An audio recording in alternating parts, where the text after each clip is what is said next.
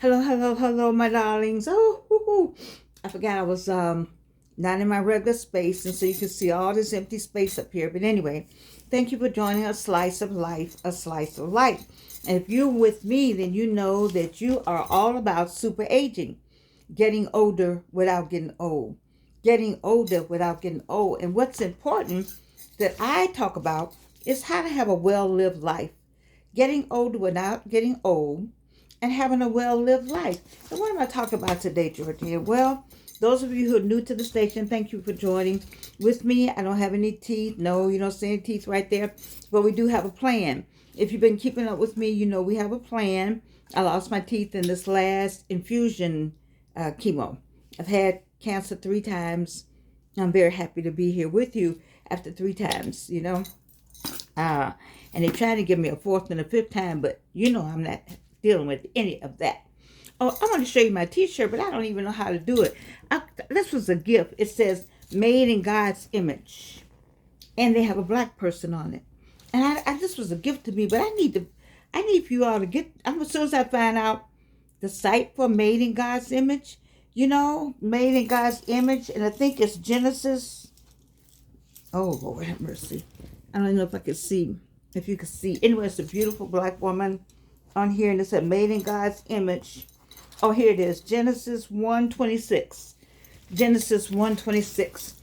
I think that's the name of the company. I'm not sure, but once I find out, I've seen them. They got kids and they got men. I love the men's shirts and other women's shirts and the children's shirt. Made in God's image. Okay. Anyway, enough of that. So I was just thinking about the mistakes some of us have made. When I'm talking to people who are older, this is not for young teenagers. I know teenagers make mistakes. They got a long life to live, 25 years. You all got a long life, but 50 and 55, 45, 75, and 65. We have made some mistakes. And some of us cannot stop thinking about those mistakes we made. I'm one of them. And it came to me today that you make it, you made the error, you know it's wrong, you've acknowledged that it was wrong, you've asked for forgiveness, and you need to let it go and don't do that anymore. I think that's the part. When you do it again, it's kind of hard to ask for forgiveness, so you just keep beating up on yourself, you keep going back. It's something you got to work out.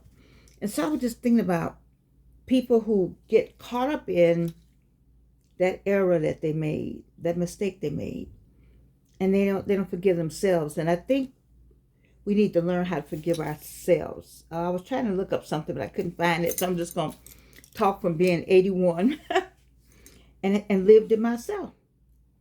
When you made a mistake, when you know it wasn't right, and you did it anyway, and you have to just try to figure out how to get yourself out of that. And you can't keep wallowing in it, because it only make it bad for you. This looks bad on this camera. I've got another way when I'm somewhere else. It's up higher. You just can't see in my mouth. But don't worry. I'm going to get through this, through these teeth. I am. We're gonna get Dr. Terry Simmons some money, and we're going to get these teeth done. That's my dentist. Anyway, you gotta learn how to start over. First, forgive yourself. That's my first advice. Now, that's not my first advice. My first advice is to pray to God and ask for forgiveness. Just ask for forgiveness. All right?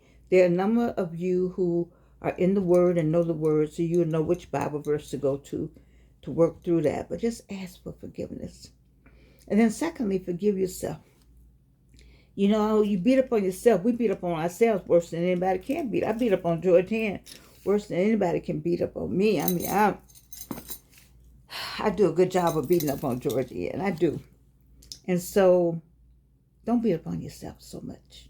It was done. It's over. That's the main thing. Let it be over. When you keep going back, it makes it worse. You just don't get any better.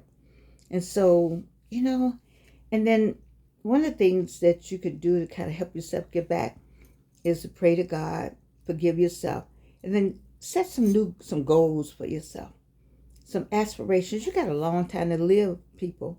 You're in your 60s and your 50s. I'm 81. You got subtract, add, subtract. If you're in the 60s, you got at least 40, 30 years. What you gonna do with all that time?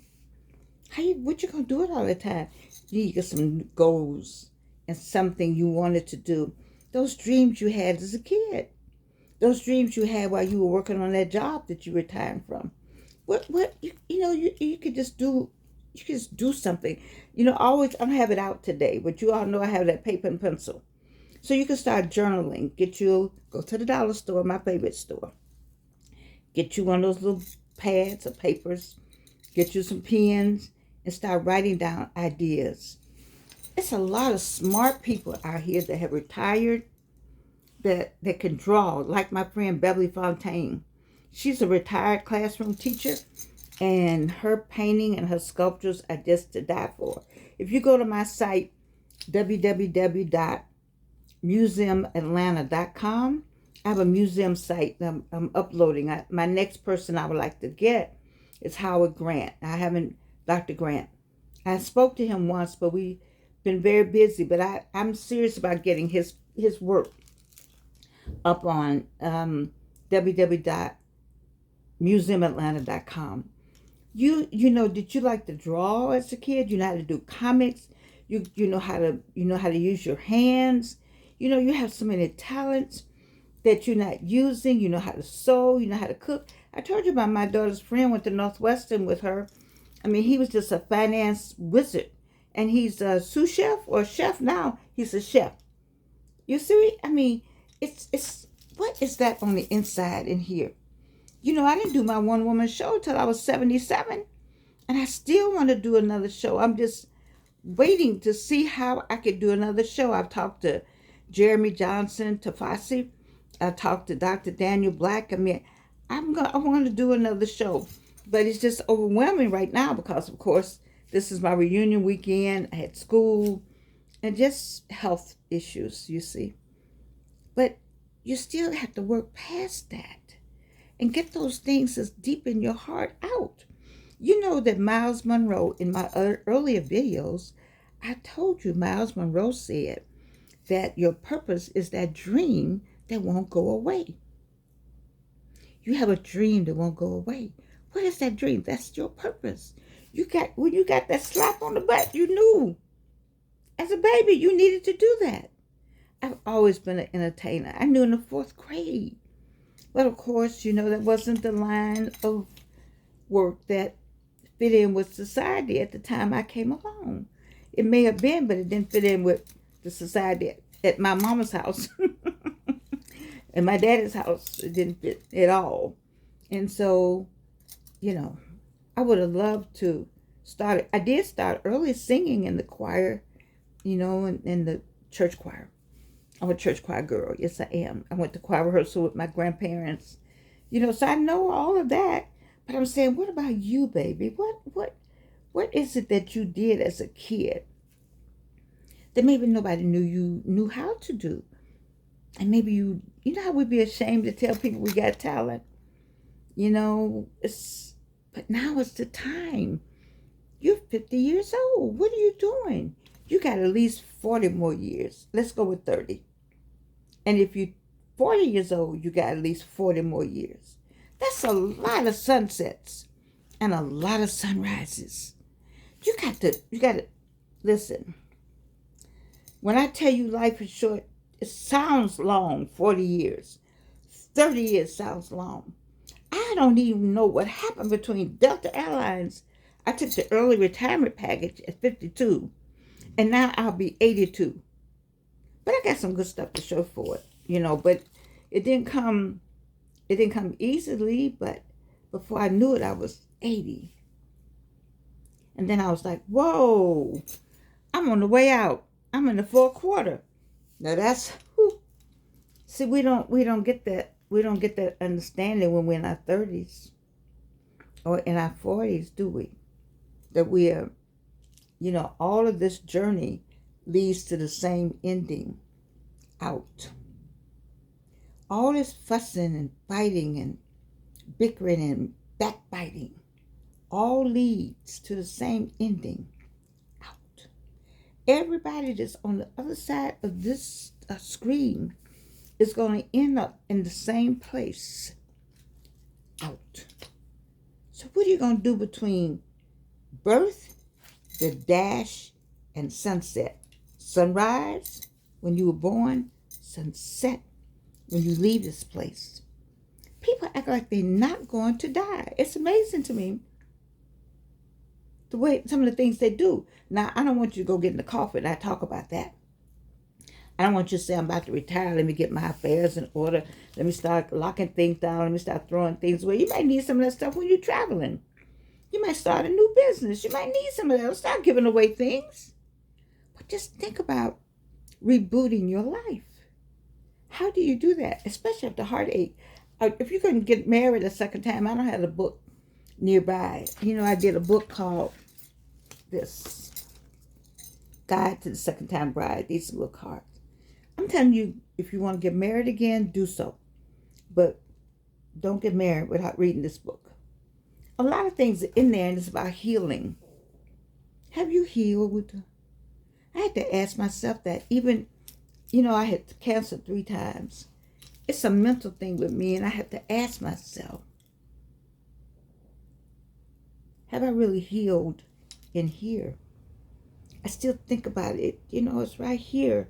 And I told you how many times this controls this. So Georgianne too has to work on this. You're not the only one that has to work on this. I've worked on it for years, and I continue to work on it. You have to have some kind of this controlling this to be on this screen with no teeth. But I know it's coming.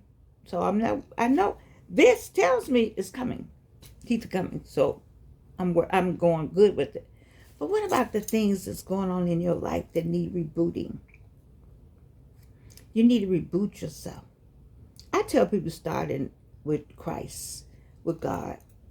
Then I say, well, start with that.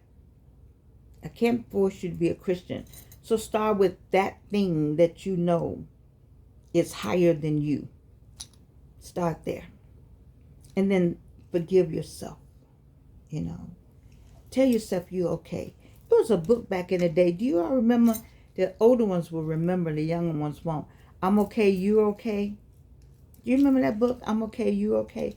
That's what I'm saying here to you today. I'm okay, you okay. But you got to look in the same mirror. Oh, this is another one. I keep a mirror. This person is in the mirror. You need to say that to that person. I'm okay, you okay. It's difficult. Some days it's very difficult for me. I had gotten something over here. Also, it says, remember you're not alone. I like that part. Remember you're not alone. It took me a minute to understand what remembering you're not alone. That there are angels. So it's hard to, I don't know how to convince anybody about the angels that are with you. I don't know how to, I don't have that. That's not what I know how to do. But you're not alone. There's an angel with you at all times. And it also has on here to keep moving. Just keep moving, whatever it is.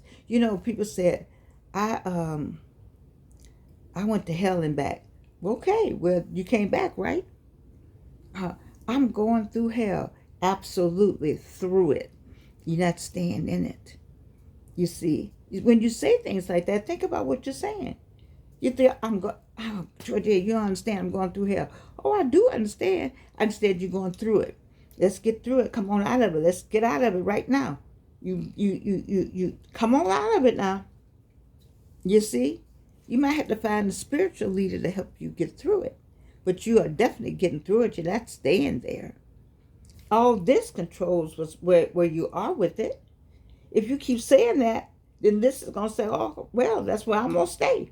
But if you get this straightened out, then you'll be all through it. You look back and say, oh my goodness, what happened to that?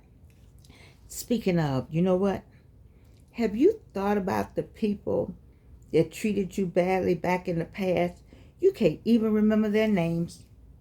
A lot of them, I can't remember their names. And I don't even know where they are. Have you ever thought about that? You see how God would move that stuff? It's over. It's a new day. I wrote a song. I don't know what you want me to say. It's a new day. You can find it on Amazon Music, I think. Well, that's where all my music is. But listen, I started this off with we gotta reboot, relive. What I tell you all the time? What I tell you we need to do for each other? Look around you. You see somebody that needs this. Go do it for them and it might help you. Lift the person up. Just lift them up. With a kind word, with a gesture, with something that you know that will lift them up. Do that for them. And think about how much better you will feel. You know? Give them a hug. Nobody giving you a hug, then give somebody else a hug. And think about that hug. And that hug will come back to you. So you're going to give them a hug and you're going to lift them up. Go say a good word about somebody. And somebody will say a good word about you. You don't say it for that reason, but that's just the way life is. You see, you're struggling out here. I know you're struggling. But you don't have to struggle. No, you don't. All you have to do is take time and talk to yourself. Talk to God. Talk to yourself. Make a plan. Write something down. Determine where you want to be. Don't let anybody else be the nightmare to your dreams. And dreams do not have an expiration date on them. So if you have a dream and it's your dream, it's your dream. It's not anybody else's dream. It's your dream. Then you don't need to go tell anybody about the dream. That's your dream. Then make sure that that dream is what you work on. Don't work on anybody else's dream. It's not their dream. It's your dream. You got me? All right. So if you understand what I'm saying to you today, write it in the comments. Subscribe. Tell other people that my whole purpose, Georgianne is out here trying to do this. She is trying to help you age without getting older. But mostly what I want you to have is a well-lived life. I don't know these people. They don't give me the money. I don't know anything about them.